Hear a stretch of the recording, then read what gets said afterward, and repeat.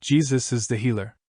In a world overwhelmed with sickness and pain, it is not surprising that Jesus' most common miracle was healing.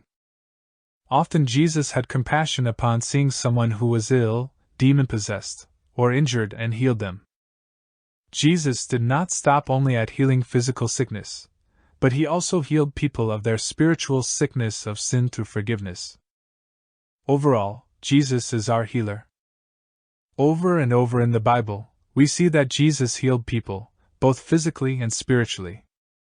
Matthew 8 verse 17 tells us that on the cross Jesus took up our infirmities and bore our diseases.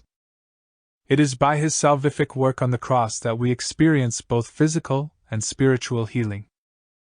1 Peter 2 verse 24 specifies that his cross frees us from the disease of sin. Sin is a spiritual sickness that leads to both physical and eternal death. But because of the work Christ accomplished on the cross, we are completely forgiven by God and healed from sin.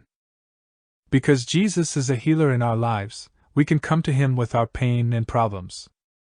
Whether you are struggling with mental health, emotional struggles, physical pain, or spiritual issues, you can always go to Jesus in prayer and ask for healing and strength.